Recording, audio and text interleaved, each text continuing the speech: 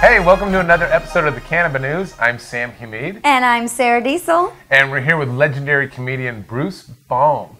Hi, Bruce. Thanks for joining us. Thank you. Hello. Sorry this didn't fit on the clip-on. I'll have to hold it. How you doing? I'm doing good. How are you tonight? Doing good. Thanks for coming out tonight. My pleasure. It's an event tonight to support the Los Angeles medical marijuana regulations that have already passed, but there's a huge election debt, and we've called all of our friends like you in to come in and try to raise some money tonight for this great cause. Tell us about your history with medical marijuana and why you're here. Well, my history with medical marijuana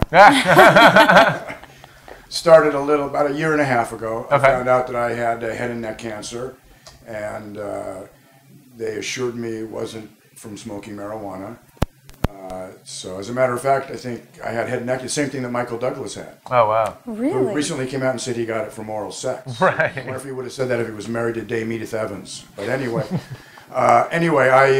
or Ruth Buzzy. I found out, and my doctors, my radiologist, and the blood doctor, and my ear, nose, and throat said I didn't get it from smoking pot, but that it might help getting through this. So wow. I was actually the first day given all my prescriptions that I was supposed to take for nausea and not being able to eat, and all this other stuff. And I bought myself a vaporizer and some papers, and I never took one pharmaceutical. It got me through. As a matter of fact, the doctors couldn't believe how well I got through it, because a lot of people get feeding tubes and stuff for that. And I only had chemo once a week. It was the radiation, was the 5 days. And I was, cleared like in about 8 weeks of treatment.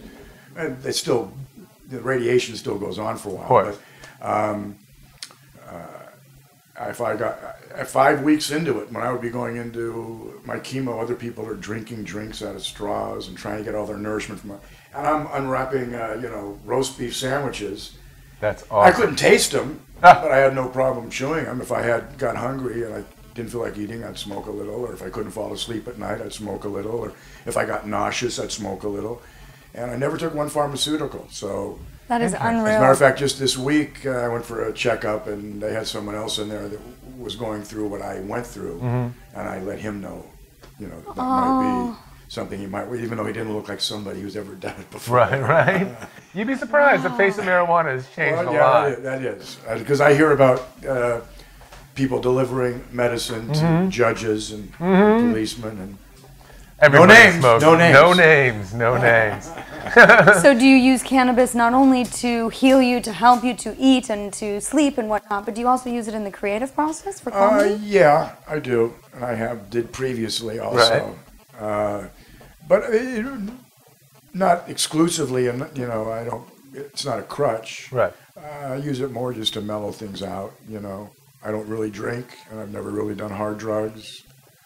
I'm hearing that more and more from people of saying that who use cannabis, they realize that it's the best, it's the safest, the healthiest. Well, and, even if you, before myself, I would watch people like Montel Williams, people with MS. That's why it's kind of silly and I understand, I know there's people that smoke it to smoke it, and and I'm not against that either. Right. But if you're just talking medicinal, you don't take someone's medicine away because someone else is abusing it, or else you got to take all the Valium off the shelves and all the other things that people alcohol. You're supposed to be responsible. That's why we let people drive cars. That's why we let them raise kids. I mean, this is one of those things that I think if people handle responsibly, if you go to societies in Amsterdam where hard drugs are frowned upon, but and marijuana is not smoked on the streets, but you can smoke it in bars and stuff. It seems, I've been there, a mellow society. It's not a violent place. Right. So it can work. And I think, it also, aside from the taxes that it would bring in. Right. And the jobs. If I may get off medicinal and just stay in the hemp category for a moment. Definitely. Absolutely. Please If everybody's worried about manufacturing and creating jobs, industrial hemp is instant jobs right away. You have to have people plant it. You have to have people harvest it. You have to have people turn it into, whether you're making paper or clothes or rope. You can buy all those things but they have to be made, or the hemp has to be grown in another country. That's ridiculous. Right. That you can sell the final product here, but you can't manufacture it. And the reason for that was because of William Randolph Hearst. So you know. Exactly. But the point is you'd think we'd be enlightened enough now that even Congress or state legislatures would say, look, we'll talk about the medicinal and the recreational. But, you know, there's jobs right now. We have land that's laying fallow, some of those tobacco fields, Absolutely. Other places, and it can be grown indoors. And you don't, it doesn't have to be for ingestion, it can be for product. Correct. So I'm on that bandwagon also. Well, Good for you. The U.S. Navy back in the day considered hemp to be the best utility to use for rope and everything else. I believe the Declaration of Independence is written on hemp. It is written on hemp Absolutely. paper. So, I mean, you know, it's like, again, sometimes people that are too powerful and can overcome what's good for the people. That's what happened if you go back with industrial hemp. And it's just amazing that no one has had the common sense to say, well, that's something. It's like corn. You know, we can grow that. Right. Cotton. You know, it's something that we can make things out of. Yeah, well, the cotton industry, the pharmaceutical industry, the industrial oil industry, they don't want hemp to be legalized. Right, That takes out their... But the unemployment industry should be saying, I agree with you. What I'm about all us? for it. And that's the problem, is that we have these, you know, big, huge moguls that have come in and said, nope, we want to have free range. It's on a Schedule 1. That happens. It doesn't happen just with It cannabis. It happens in everything where someone wants to impose their will on other people. So, cannabis, as far as I'm concerned, has medicinal use. There's probably people that abuse it, but they don't get nobody abuses it and gets violent. Right. You know, they fall asleep. You know. They eat everything in the fridge. They eat everything. Would you believe right now the federal government spent $1.8 million in a study in New York to prove that cannabis causes aggression? Wow. That's depressing to hear that. Right, so we're not really out of the reefer madness yet. People are going to jail for it. Right, People are starving in the world, but we spend money on that. Yeah. A lot has changed in the past 10 years when it comes to marijuana and hemp and how we view it. What do you think has been the biggest factor of that change? Legalizing it, I think, being sold in dispensaries. I think it's affected, number one, it's made it more accessible. I'm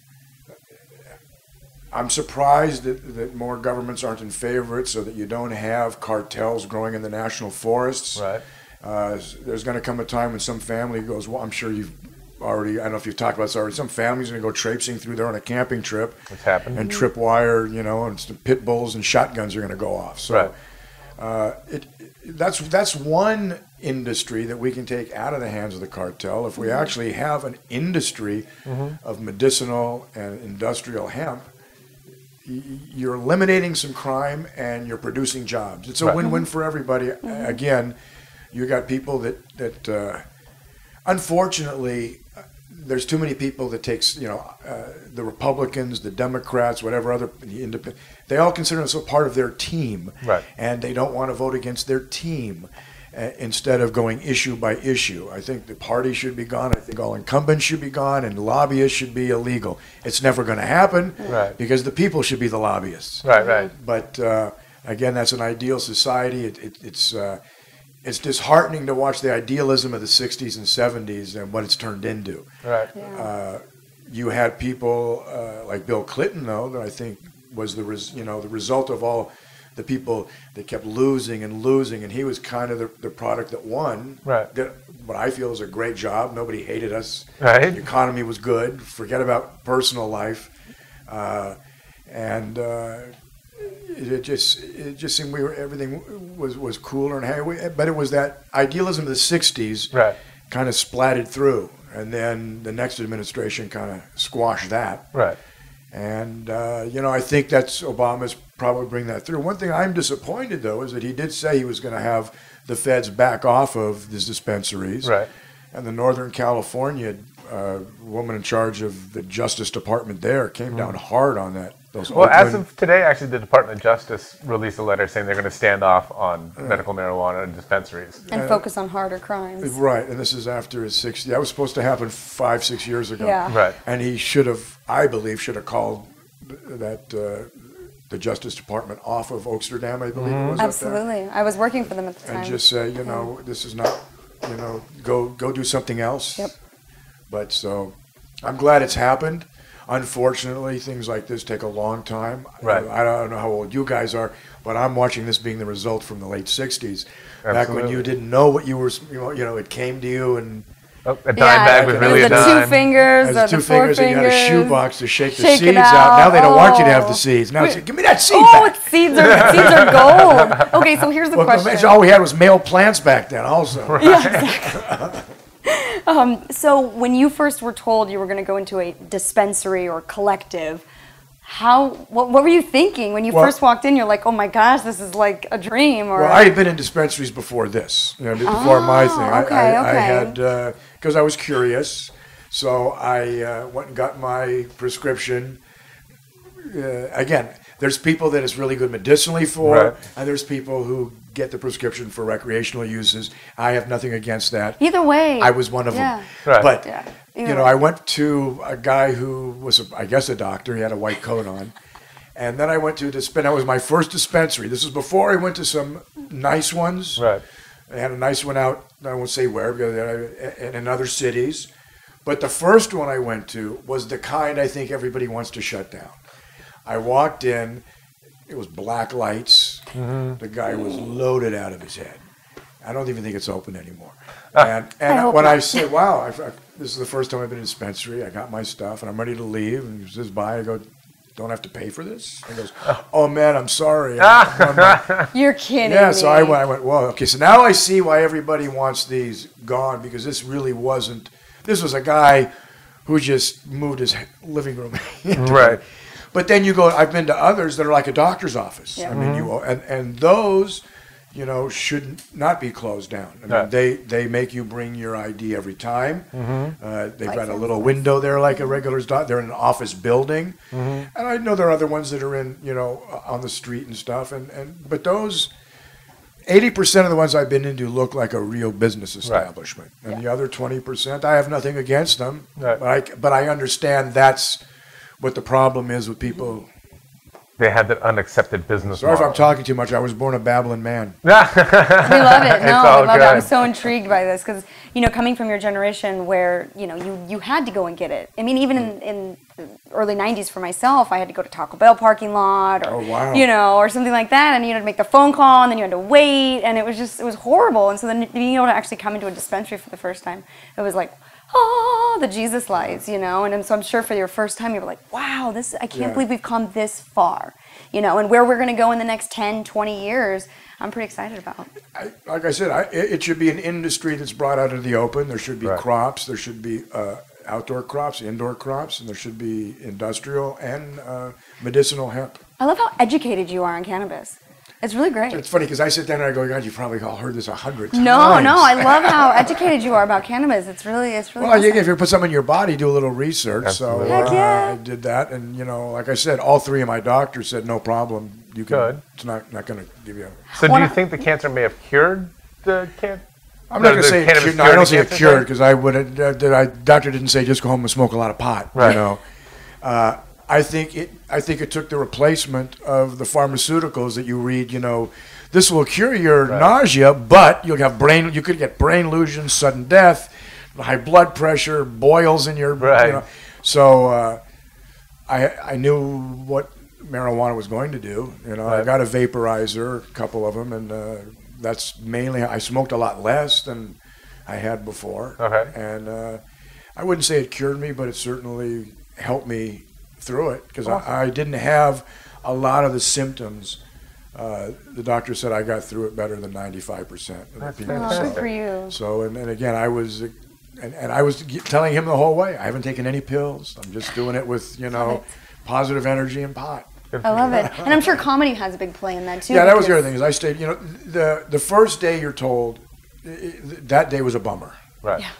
But from then on, I didn't let a negative thought enter. Not once. You just can't. So now, you know, it's funny when you have it, and you're going through it, you don't tell anybody because it's a conversation stopper. Right. And then I lost my voice for 4 or 5 weeks, and you're hoping that they tell you it's going to come back, but you're not sure.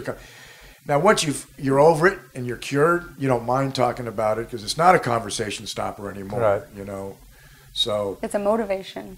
Well, I'm not out. You know, I don't talk about it at all on stage. So Okay. Wow. I really don't want. Well, thank you for sharing with us. Today. I don't want the audience to feel sorry for me, or you know. So and there's other people that have gone through it, and I don't want anybody to have to think about somebody that they're either rooting for or whatever. Yeah. So, but when it comes to letting people know that, you know, it's more than just smoking a J and standing on a street corner, which is what a lot of people think it is you know, like you said, there's a lot of professions you wouldn't think that are partaking, and there's a lot of very creative people that do and don't. It's not necessary, but it should also, it can put a little edge on something. Yeah, feel it. Absolutely. Thank you for coming out tonight to Jon Lovitz Theater. Thank you. My helping pleasure. to raise some money. Right. Thank you for medical Bruce. marijuana. We appreciate Thank you. it. My pleasure. Well, ladies and gentlemen, that was the CannabiNews with Bruce Baum, legendary comedian. Do you have a website, Bruce? Yes, brucebaum.com, oddly enough. brucebaum.com. And I've got a new book out, if I may be so bold. Absolutely. It's called On Hold. I only wrote it when I was on hold on the phone. That's so funny. there's some short fairy tales, and there's some short little thoughts like, I believe the Bible says an eye for an eye and a tooth for a tooth, but what happens if you get beat up by a blind, toothless guy? So that's on. I'm also the co-author of a series of books called Letters from a Nut, written by Ted L. Nancy. I've heard. And if you've heard anything from anybody else otherwise, that's not true. I am the co-author. That's awesome. That is great. One of the greatest pieces of literature. Yeah. Well, thank you, Bruce, so much for coming out and supporting medical marijuana in Los Angeles. My pleasure. I'm Sam Humeid for the CannabiNews. This is Sarah Diesel, and we will catch you on the flip side. Bye.